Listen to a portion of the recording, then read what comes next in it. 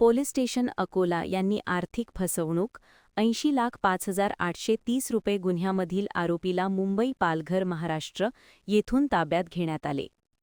दिनांक 15/12/2025 रोजी फिर्यादी नार्म हिरासिंग स्वरूपसिंग ठाकूर यांनी पोलीस स्टेशन सायबर येथे तक्रार दिली की त्यांनी वृत्तपत्रामध्ये छोट्या जाहिरातीमध्ये रोजगार संबंधित जाहिरात पाहिली.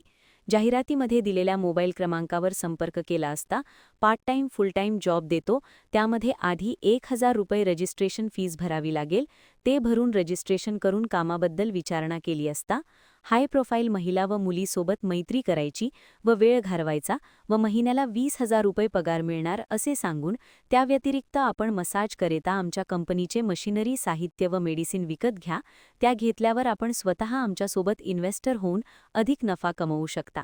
त्यांच्यावर विश्वास ठेवून तक्रारदार यांनी थोडे थोडे करून 80,05,830 रुपये इन्व्हेस्ट केले, परंतु फसवणूक करणाऱ्या व्यक्तीने कोणतेही साहित्य दिले नाही.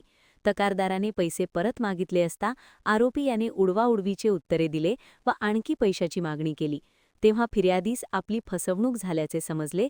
वरून त्यांनी पोलीस स्टेशन सायबर येथे अप.क. 13/12/2025 कलम 318-435 BNS सह कलम 66 माहिती तंत्रज्ञान अधिनियम 2000 प्रमाणे गुन्हा दाखल करण्यात आला.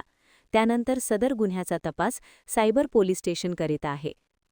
सदर गुन्ह्याचे गांभीर्य लक्षात घेऊन आधुनिक तंत्रज्ञानाचा वापर करून तसेच डिजिटल खुणा आणि तांत्रिक माहितीच्या आधारे आरोपीचा माग काढण्यात आला.